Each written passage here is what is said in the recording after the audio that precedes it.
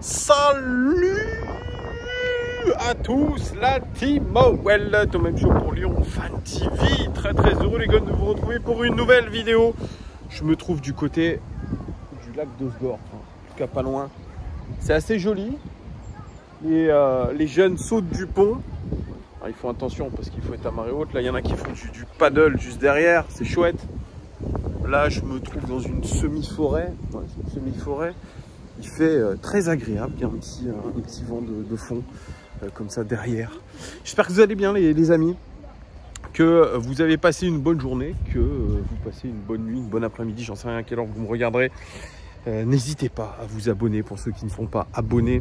Vous mettez un petit like aussi sur cette vidéo, vous mettez un commentaire, ça fait toujours extrêmement plaisir et notamment aussi pour le référencement de la chaîne parce que plus vous likez, plus vous commentez, plus la chaîne est référencée. Donc c'est ça qui est véritablement chouette.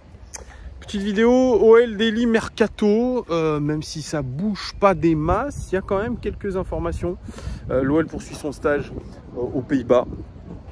Ils joueront leur premier match amical demain contre des Treffers à 19 h. Ça sera sur OL Play. Je vous ferai pas de live débrief parce que je serai en transit du côté de Paris. Je vous ferai plutôt un débrief de ce match. Le lendemain ou le soir même, ou j'en sais rien comment je vais faire. En tout cas, vous aurez un débrief parce que ce match, je vais le regarder avec attention, voir un petit peu quels vont être les premiers choix, quelle va être la première revue d'effectifs de Laurent Blanc, comment il va faire ses choix au regard de ce qu'il a vu sur la semaine d'entraînement, semaine de stage surtout, préparation physique. On a vu beaucoup de jeux de conservation notamment. On peut pas dire grand chose, hein. Vraiment on a des bribes d'entraînement, on peut pas vraiment dire quoi que ce soit, s'il y a de l'intensité, pas d'intensité. Moi je fais que des suppositions. D'ailleurs dans toutes mes vidéos je fais que des suppositions les amis, ce sont mes ressentis à l'instant T, je le répète encore une nouvelle fois parce que dans les commentaires certains ne le comprennent pas, ce sont des ressentis. Donc j'attends pas des commentaires de haine de votre part ou ouais tu joues toujours contre ton club. Les gars, je fais évidemment ce que je veux, je crée du contenu. Créer du contenu, c'est pas si facile que ça. Si certains se sentent l'envie de le faire, n'hésitez pas, vous verrez, c'est cool de faire du contenu, mais ça demande beaucoup d'énergie, ça demande aussi de prendre parfois certains risques dans les commentaires. De prendre des risques tout simplement, de donner son avis. Ça reste des sujets football, mais le football c'est passionnant et puis ça va vers quelques dérives parfois, même si je les déplore, mais continuez à commenter, tout ça dans le respect, c'est très important. Bref, ceci étant dit, parce que je le répète sur toutes mes vidéos, mais c'est important de le dire et de le répéter, je pense. Petite vidéo, comme je vous disais, OL Daily Mercato. Alors le mercato bat son plein pour l'instant.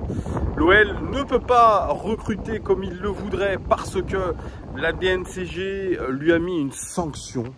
Voilà quasiment une semaine que l'OL est sous une sanction de la DNCG. Encadrement de la masse salariale et puis encadrement aussi du tarif des transferts, ce qui a bloqué notamment le transfert de Renato Tapia. Renato Tapia, on me dit bon, ce serait plutôt lui qui aurait refusé de rejoindre l'Olympique Lyonnais pour l'instant parce que il voudrait prendre la nationalité espagnole. Donc il doit rester en Espagne du côté de Vigo. Mais voilà, l'OL reste pour l'instant avec ses deux recrues que sont Kelly Alvero et Clinton Mata. Pour l'instant c'est tout. L'OL se réservait le droit de faire appel auprès de la DNCG de cette sanction. Eh bien ça va être le cas puisque hier, petite vidéo sur l'Olympique Lyonnais, le site de l'Olympique Lyonnais, le Facebook, les réseaux sociaux, vidéo de Santiago Cucci, le nouveau président exécutif de l'Olympique Lyonnais, qui a dit qu'il respectait énormément la DNCG parce que c'est eux qui faisaient l'équité financière et sportive de tous les clubs français et qu'il ferait appel de la décision de la DNCG. Il était prêt à fournir un dossier beaucoup plus complet, beaucoup plus détaillé. Alors moi, je me suis dit bon, ça veut dire qu'ils ont fait quoi les premières fois? Est-ce qu'ils ont été si bons dans la constitution du dossier? Est-ce qu'ils n'ont pas fait des erreurs? C'est la question qu'on peut se poser parce que sinon, je pense qu'il n'aurait pas dit ça. Donc je ne sais pas trop ce qui s'est passé.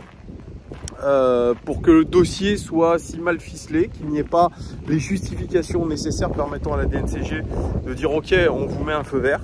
Là en tout cas l'appel est fait parce que cette décision elle est un petit peu problématique pour l'Olympique Lyonnais dans le cadre de ce recrutement, de notre recrutement. Et voilà, on a attendu le dernier moment pour dire oui, on fait appel de cette décision de la DNCG. C'est important de faire appel de cette décision.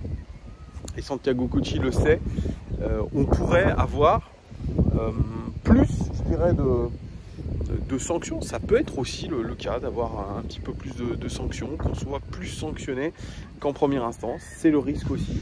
Mais voilà, on veut le faire parce que on sent qu'on est capable de présenter un dossier beaucoup plus solide, peut-être intégrant la vente d'Oel Reigne, peut-être en prévoyant la vente de 2 ou 3 gros joueurs.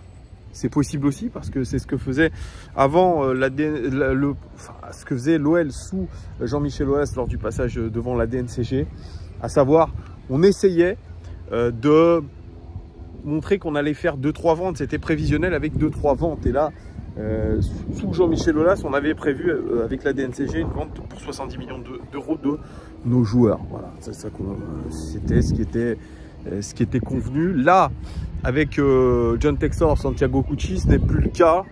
On s'est mis sur autre chose et non pas sur la vente de joueurs importants. C'est ce que j'ai cru comprendre.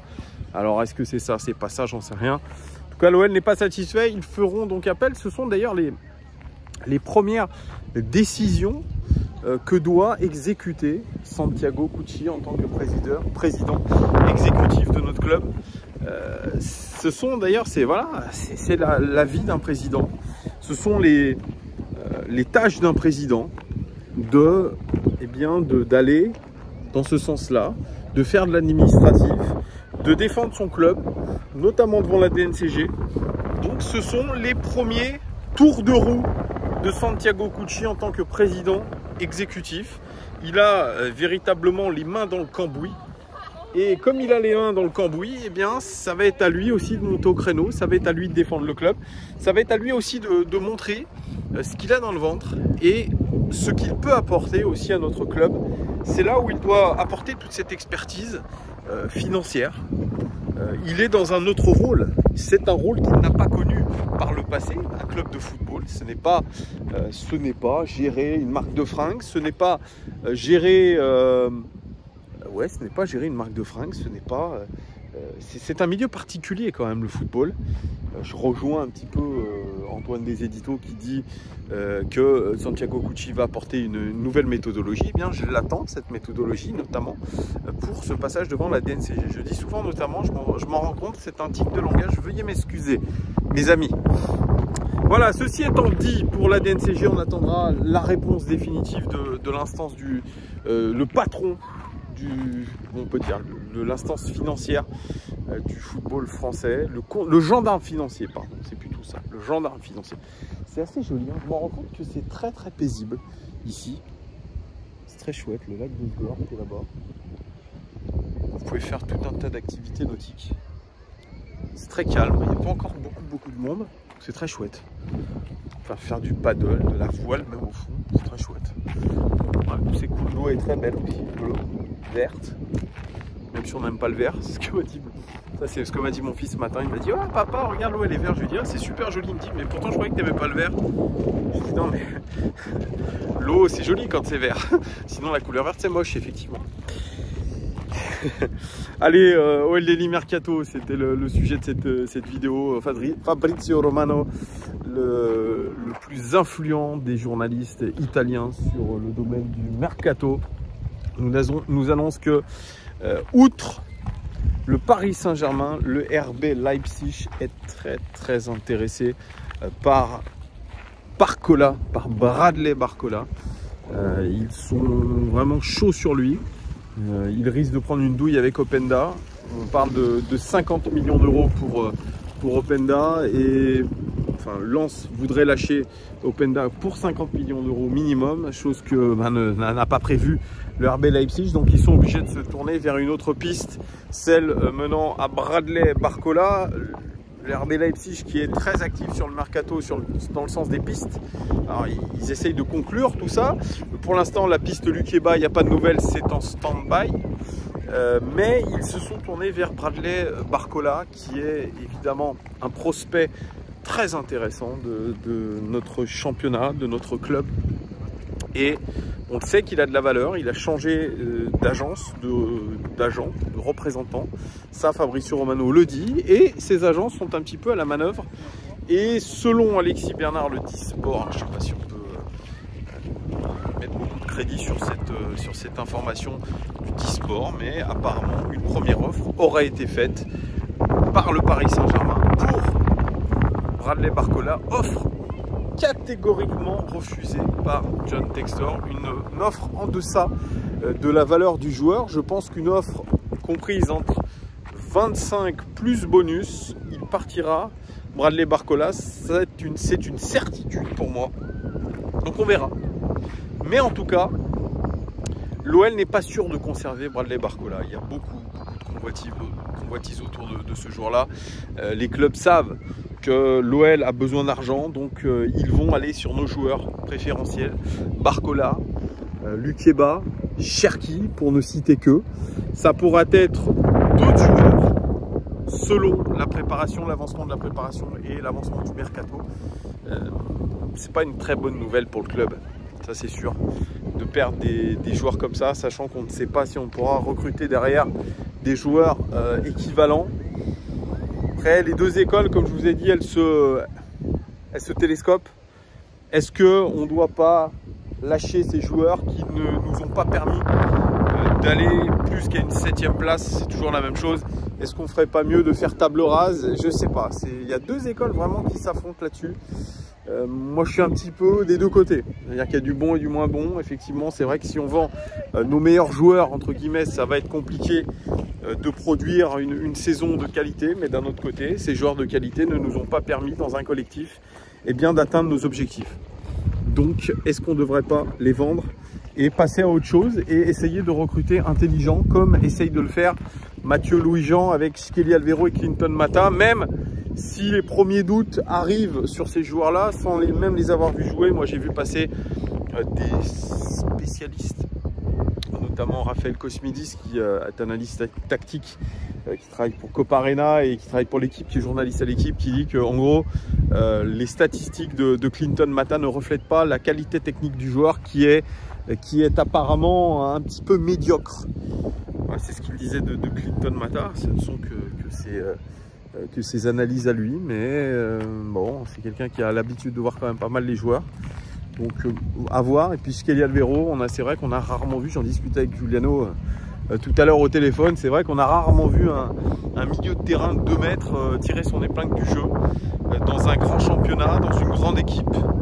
Ça pose des questions. Oui, on a vu des grands joueurs de 2,02 m, mais c'était des attaquants, pas des milieux de terrain. Peut-être que vous avez des contre-exemples à me donner. Mais moi, je vois plutôt des milieux de terrain de poche. Hein. On parle des Xavi, on parle des Pedri, on parle des Gavi, on parle des Modric. On n'a jamais vu des mecs de 2,02 m, des pieuvres, être des cracks. Certains vont me dire Patrick Vieira. Patrick Vieira ne faisait pas 2 mètres.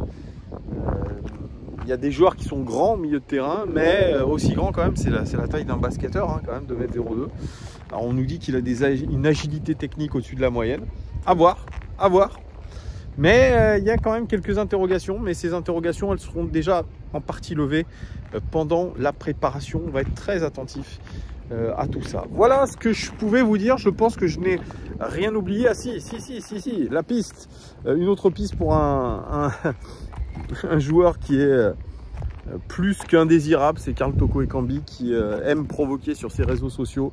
Il est en stage avec ses coéquipiers aux Pays-Bas. Il est revenu de près, il est revenu de ses vacances et il serait l'objet d'une offre de la part du Fenerbahçe en Turquie.